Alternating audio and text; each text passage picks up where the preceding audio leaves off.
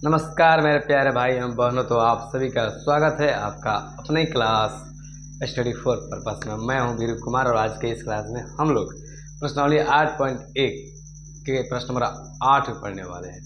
और हम आपको बता दें कि इसके आधार पर आपके बोर्ड परीक्षा में सवाल बन जाते हैं। ठीक है, ये आपके लिए काफ़ी महत्वपूर्ण है। ठीक है, और काफ़ी आसान भी है। चलिए प्रश्न नंबर 8 वाले देखते हैं कैसा है प्रश्न। इससे मतलब कैसा बनेगा, कैसे। एक मिनट, दो खल्ले लिए हैं। चलिए, अगर बात करें तो सवाल दिया गया है 3 cot a बराबर 4 है, तो जांच कीजिए कि 1 माइनस tan स्क्वायर a बटा में 1 प्लस tan स्क्वायर a बराबर में cos square a minus sin square. हमसे ये पूछा है कि आप इनको हल कीजिए और इनको हल कीजिए और बताइए कि आपस में बराबर है या नहीं। ठीक है, हमसे ये कहा गया है। सबसे पहले क्या लेंगे जी, क्या क्या दिया है हम लोग का, दिया गया है, लिखेंगे हल। सॉल्व दिया गया है 3 cot a बराबर में 4। कितना दिया गया जी, देखिए आप थोड़ा सा ध्यान से देखिएगा। दिया गया है 3 cot a बराबर में 4, तो cot a बराबर कितना हो जाएगा, तो भैया cot a बराबर में 4/3 हो जाएगा, क्योंकि गुना में था, इधर आ गया तो भागा में। और cot a बराबर फॉर्मूला होता है, क्या होता है जी, आधार बटा में लंब। हमें क्या ज्ञात करनी होगी, तो भैया हमें ज्ञात करनी होगी कर्ण। ठीक है, पाइथागोरस प्रमेय का हम लोग जानते हैं फॉर्मूला बराबर कर्ण। फॉर्मूला होता है लंब के स्क्वायर। ए क्या है जी, लंब है, और ए क्या है, आधार है। चलिए, लंब कितना है जी, तो भैया लंब हम लोग का है 3 और आधार कितना है जी, आधार है 4। 3 का 9 प्लस में 16। 16 कितना होता है जी, 25। 25 से कितना हो जाएगा हम लोग का 5। बस आप थोड़ा ध्यान से देखिएगा। ठीक है, देखिए पहले दिया गया है 3 cot a बराबर में 4, तो cot a बराबर हो जाएगा 4/3। भाई कैसे गुना में भागा में हो गया, तो cot a बराबर फॉर्मूला जो हम लोग का होता है वो होता है आधार बटा में लंब। जब आधार मालूम हो गया, लंब मालूम हो गया, क्या नहीं मालूम है, तो भाई हम लोगों को कर्ण नहीं मालूम है, तो कर्ण ज्ञात किए। तो कर्ण का फॉर्मूला होता है कि रूट लंब के स्क्वायर पर आधार का स्क्वायर, 3 के स्क्वायर पर 4 का स्क्वायर, 3 का 9 प्लस 16 मतलब 5 आ गया।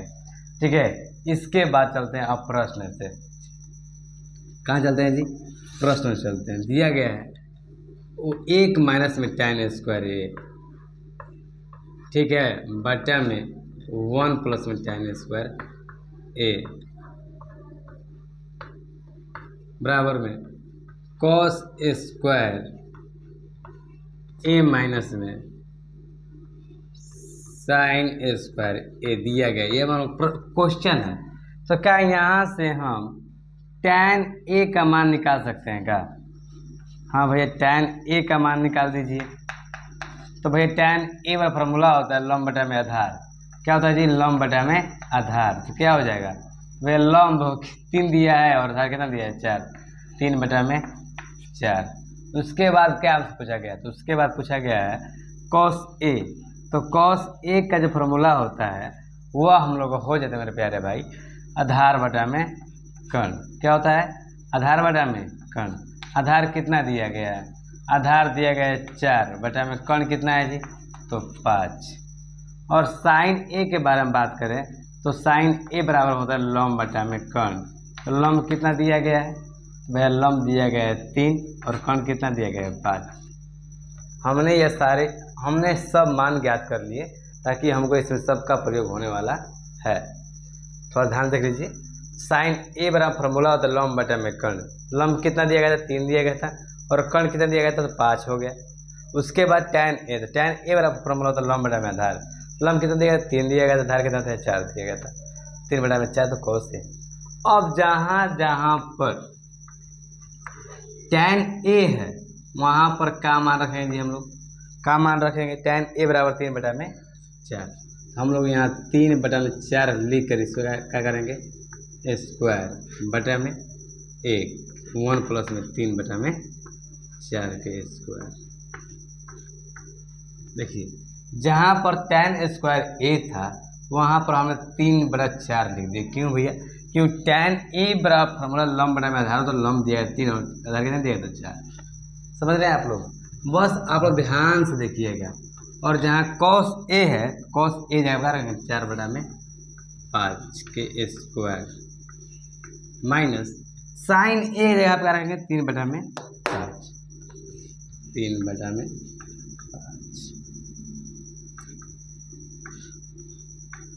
चलिए अभी इनको हल कर दो थोड़ा सा जल्दी में ना।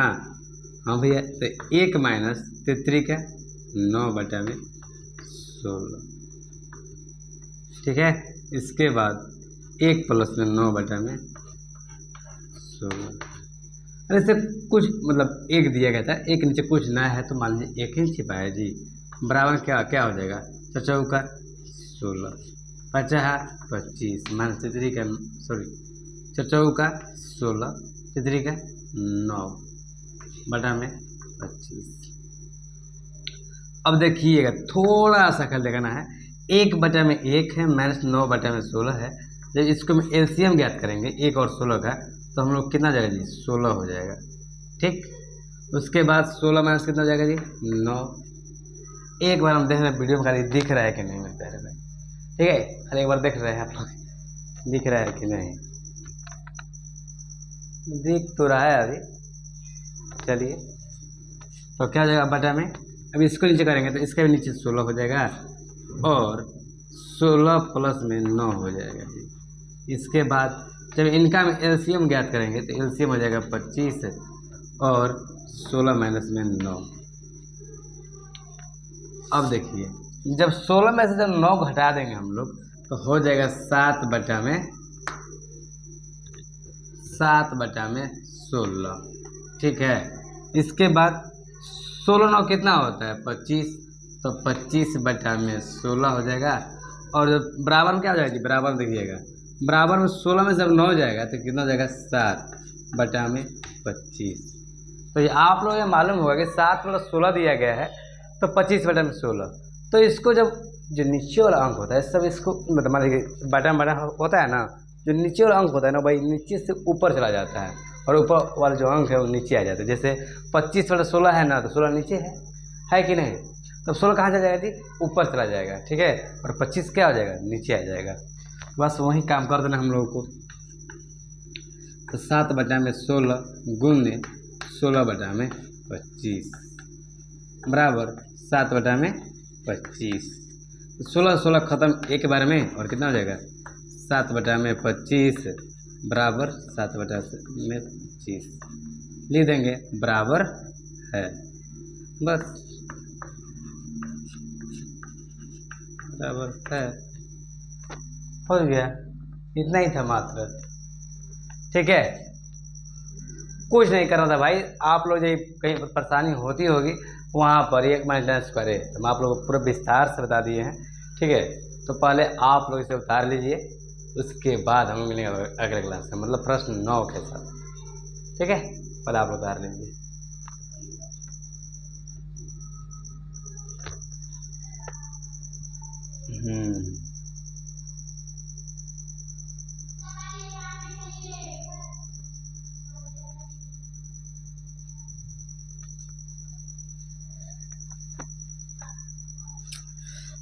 तो चलिए मेरे प्यारे भाई, आप लोग इसे उतार लीजिएगा, ठीक है। अब मिलते हैं मगर क्लास में। और इतना जुड़ने के लिए धन्यवाद दिल से, ठीक है। चलिए थैंक यू। आप हमारी वीडियो ज़्यादा देखें, ठीक है। चलिए।